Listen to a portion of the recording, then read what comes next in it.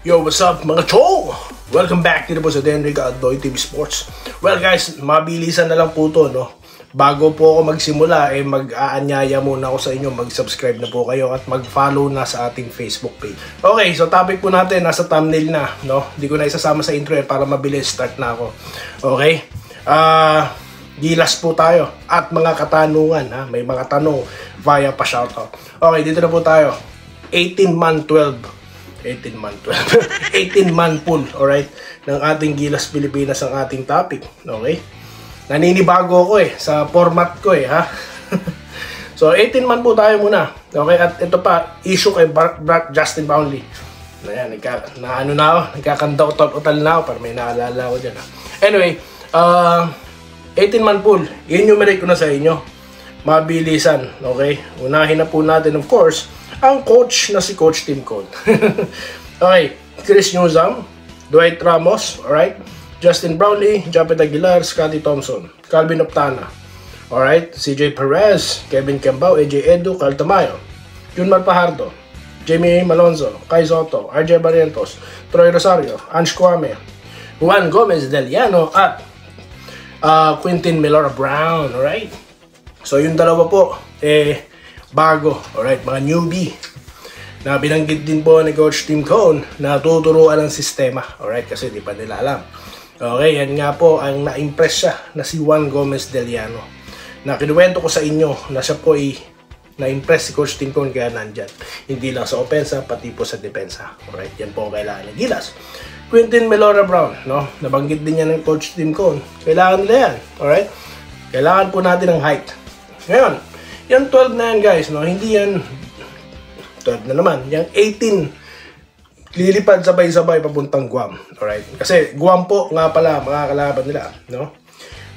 Ito pinamumunuan ni Jericho Cruz, no, ng San Miguel Beermen, okay? So magandang laban din po yan mga chong, alright? So ngayon, from 18 dyan po mamimili, okay, ng papasok po sa Final 12, okay? Sino po sa tingin nyo ang Final 12, alright? Ako, ito lang ako bibigay ako ng sa tingin kong makakasama ng Gilas dyan sa Guam, okay? So, isa-isahin na natin. Chris Newsome, mga boss, okay? Of course, Justin Pinoy Brownlee, okay? Alright, nakasabay po ba ang lahat?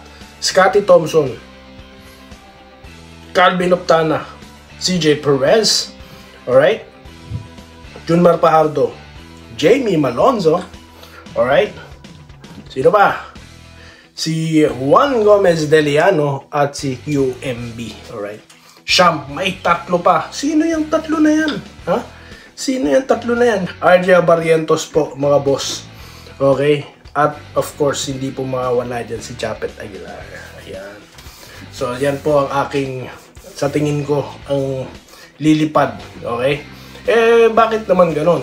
Ba't hindi po kasama sila ganito? Baka po, manood kayo ng aking nakaraang content. Dahil sinabi ko na po doon na hindi nga po makakasama, okay? Si AJ Edu, Dwight Ramos, at ito pong si Carl Tamayo, no? Dahil nga po sa visa issues. Sa dalawa pong nauna ko nabanggit, di ko po alam kung anong issue, alright? Kaya po, ayun, ang aking mga napiling pwede. Si Kai Soto naman po, nabanggit ko na sa inyo, siya nga po'y uuwi, jojoin sa practice, jojoin din naman po sa, lilipad, kasama papunta ng,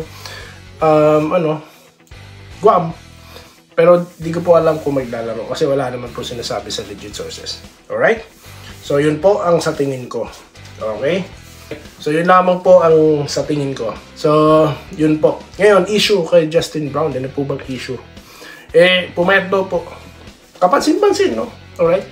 Nanahimik na nga yung dalawa na hindi naniniwala na nagkasakit Ano na? Well, si Justin Brownlee po, hindi po nag-aalala si Coach Tim Cone, no? Bakit? Hindi naman daw po tatawaging Magic Brownlee yan kung for nothing, hindi po ba? Alright. So, ibig sabihin, naniniwala pa rin siya, no? Na Justin Brownlee is still the Justin Brownlee, no? Alright? Okay? Kasi kahit nga may injury yan maglalaro at maglalaro yan. Alright? Lang dapat ipagkabahala ang mga fans ng Gilas. Alright? Meron po muna tayong sasaguting mga tanong. Alright? So mahalaga po sa akin ng mga tanong. Okay, unahin na po natin ha. Okay, ito po. Si Sir Lito Matienzo nagbabalik sa comment section. Idol, may pag-asa pa ba makapasok sa semis ng Ginebra? Ano po yung susunod na tanong? Baka magkaparehas lang. Roderick Rodriguez, Boss Doy, sa tingin mo, kaya pa ng Ginebra na makapasok sa top 4 teams? So, similar question, ano po? Ganito ko po sasagutin yan, no? Ilan pa po ba ang nalalabing laban ng Ginebra? No? Ilan pa po ba? Mga bossing. Meron pa po silang nalalabing 4, di po ba? Kasama po dyan yung na-postpone ng laro, no?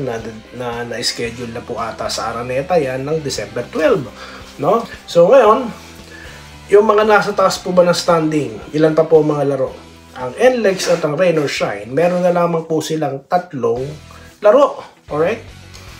Ang Magnolia San Miguel, Converge, TNT, Meralco, at Ginebra, meron pa po silang nalalabing 4 na laro. So, unang tanong, kung makakapasok sa semis, naniniwala ako, yes, no? Dahil sigurado, pupukpukin nila ang last 4 games nila para manalo. Ngayon, syempre, I cannot answer sa ibang mga team, no? Kaya po, para sa akin, no? Maganda rin na makapasok sila sa top 4. Okay? Pero, yun na nga, ayoko magbigay po ng prediction na matatalo sila, ganito, ganyan, no? Alright?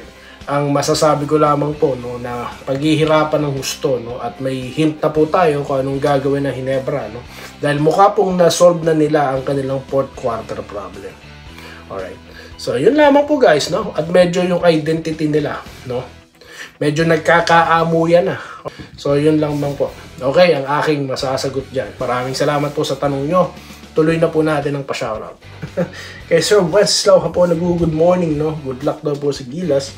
Si Robert Kebiab na nag-good morning. Okay, last 4 games ng team natin. Dapat manalo para makapasok sa top 4. Ayan, alright. Okay, Rodolfo Labarda, nag-good morning. Idol Doy TV, Ginebra forever. Okay. Roderick Rodriguez, Boss Doy, tingin mo. Ito, nabasa ko na. Okay. Tracy Magdalene Nava, ito po si Sir Vincent Nava. Good day, kabayan Doy, magandang balita yan. Malaking tulong ang pagpasok nila sa Gilas. Good luck. Alright, Christian Arahan, alright, ng Sydney, Australia. Okay, manalo Ginebra yung last remaining games para may chances pa tayo sa playoffs. At kung possible, yung twice to beat. Ganon din ang Gilas, manalo at matalo, matunaw lahat ng kurap sa Pilipinas. Alright, ganon din. Okay. Sa separate na po, sa shorts na natin pag-usapan ng mga kalagayan po sa politika, ano po. Yun po, magandang pag-usapan yun doon. Alright, pero kaisa nyo po ako, no, na matunaw ang mga kurap, no? Alright, Balonso, palitan ni Rosario or Baltasar. Big Vlogs. I don't think makakasama po si Baltasar pa sa Gilas, no? After what happened last time, guys. I don't think makakasama pa siya. Hopefully, no? Dahil nakita nyo naman eh. Malaking tulong po si Baltasar, no? Alright. So, yun lang po muna guys ang ating mga pa-shoutout, no? Ating mga katanungang sinagot, no? Maraming salamat sa inyo. At tayo po yung magkikita-kita pa ha.